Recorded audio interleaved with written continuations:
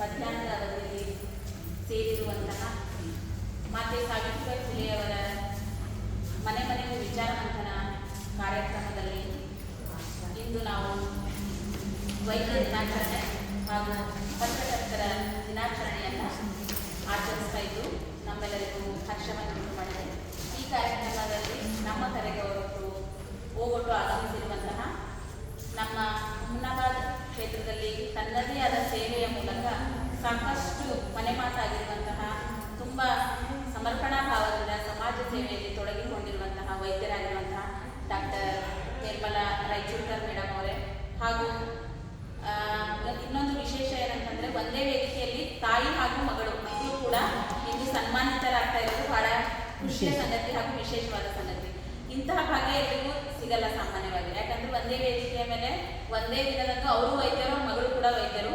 So ತಾಯಿಯ ಕೈ ಮೇಲೆ ಕೈ ಹೊಡೆದ ಹಾಗೆ ಅವ್ರ ಮಗಳು ಕೂಡ ಅತ್ಯುತ್ತಮವಾದ ರೀತಿಯಲ್ಲಿ ಚಿಕ್ಕ ವಯಸ್ಸಿನಲ್ಲಿಯೇ ಇವರು ಹುಮ್ನಾಬಾದ್ ಕ್ಷೇತ್ರದಲ್ಲಿ ತಮ್ಮ ಕಾರ್ಯವನ್ನು ನಿರ್ವಹಿಸ್ತಾ ಇದ್ದರು. ಅವರು ಚಿಕ್ಕಗುಪ್ಪ ಕ್ಷೇತ್ರದಲ್ಲಿ ತಮ್ಮ ಕಾರ್ಯಕ್ಷೇತ್ರವನ್ನಾಗಿ ಮಾಡಿಕೊಂಡು ಸುತ್ತಲಿರುವಂತಹ ಹಳ್ಳಿಯ ಅನೇಕ ಜನರಿಗೆ ಆಶಾಕಿರಣವಾಗಿ ಅವರು ಅತ್ಯುತ್ತಮವಾದ ಸೇವೆಯನ್ನು ಸಲ್ಲಿಸ್ತಾ ಇರೋದನ್ನು ಮನಗಂಡು ನಮ್ಮ ಒಂದು ಸಂಘದ ವತಿಯಿಂದ ಅವರಿಗೆ ಒಂದು ಕಿರು ಸನ್ಮಾನದ ಮೂಲಕ ಗೌರವವನ್ನು ಮಾಡಲಿಕ್ಕೆ ಅವರಿಗೆ ಆಹ್ವಾನಿಸಲಾಗಿದೆ. ಅವರು ಕೂಡ ವೇದಿಕೆಯನ್ನು ಅಲಂಕರಿಸಿದ್ದಾರೆ. ಅವರಿಗೂ ಕೂಡ ಶರಣಾರ್ಥಿಗಳನ್ನು ಸಲ್ಲಿಸ್ತಾ, ಅದೇ ರೀತಿಯಾಗಿ ನಮ್ಮ ಹುಮ್ನಾಬಾದ್ ತಾಲೂಕಿನ ಪತ್ರಕರ್ತ ಸಂಘದ ತುಂಬ ಕ್ರಿಯಾಶೀಲ ಅಧ್ಯಕ್ಷರಾದಂತಹ ಯುವಕರಾದಂತಹ ಶ್ರೀಯುತ ದುರ್ಯೋಧನ್ ಪುಗಾರ್ ಸರ್ ಅವರು ಕೂಡ ತುಂಬ ಅತ್ಯುತ್ತಮವಾದ ಸೇವೆಯನ್ನು ಸಲ್ಲಿಸ್ತಾ ಈ ಒಂದು ಪತ್ರಿಕಾ ಕ್ಷೇತ್ರದಲ್ಲಿ ತಮ್ಮದೇ ಆದ ಛಾಪನ್ನು ಮೂಡಿಸ್ತಾ ನಮ್ಮ ಕ್ಷೇತ್ರದಲ್ಲಿ ನಡೀತಾ ಇರುವಂತಹ ಸುದ್ದಿ ಸಮಾಚಾರಗಳನ್ನು ಮನೆ ಮನೆಗೆ ತಲುಪಿಸುವಂತಹ ಕೆಲಸ, ಮನಕ್ಕೂ ಮುಟ್ಟಿಸುವಂತಹ ಕೆಲಸವನ್ನು ಅವರು ಅಚ್ಚುಕಟ್ಟಾಗಿ ನಿರ್ವಹಿಸ್ತಾ ತಮ್ಮ ಸಂಘವನ್ನು ಕೂಡ ತುಂಬ ವ್ಯವಸ್ಥಿತವಾಗಿ ನಡೆಸಿಕೊಂಡು ಹೋಗ್ತಾ ಇರೋದನ್ನು ಮನಗಂಡು ಅವರಿಗೂ ಕೂಡ ನಮ್ಮ ಸಂಘದವರು ಇವತ್ತು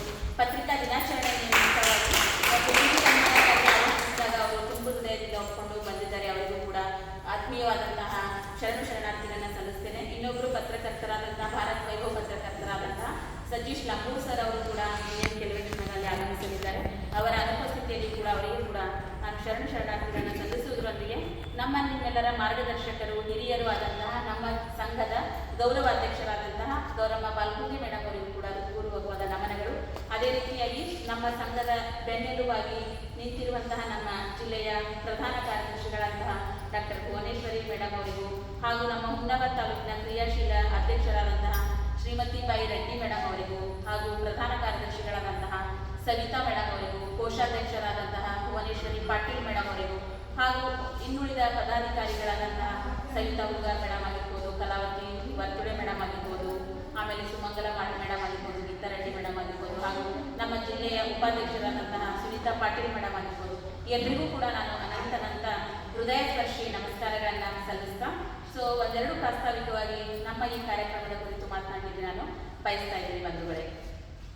ನಮ್ಮ ಈ ಕಾರ್ಯಕ್ರಮ ತಮಗೆಲ್ಲ ತಿಳಿದೇ ಇರುವ ಹಾಗೆ ಪ್ರತಿ ತಿಂಗಳು ಒಬ್ಬರೊಬ್ಬರ ಮನೆಯಲ್ಲಿ ಒಂದೊಂದು ತಿಂಗಳಿಗೆ ಒಬ್ಬರೊಬ್ಬರ ಮನೆಯಲ್ಲಿ ನಾವು ಮತ್ತೆ ಸಾವಿತ್ರಿಬಾಯಿ ಫುಲೆಯವರ ವಿಚಾರಧಾರೆಗಳನ್ನು, ಅವರ ಜೀವನ ಚರಿತ್ರೆಯನ್ನು, ಅವರ ಸಾಧನೆಗಳನ್ನು, ಅವರು ನೀಡಿರುವಂಥ ಸಮಾಜದ ಕೊಡುಗೆಗಳನ್ನು ಒಂದೊಂದು ಏರಿಯಾದವರಿಗೆ ತಲುಪಿಸುವ ಉದ್ದೇಶದಿಂದ ಈ ಒಂದು ಕಾರ್ಯಕ್ರಮವನ್ನು ಹಮ್ಮಿಕೊಂಡಿದ್ದೇವೆ. ಪ್ರತಿ ತಿಂಗಳು ಒಬ್ಬರೊಬ್ಬರ ಮನೆಗೆ ಹೋಗ್ತೀವಿ.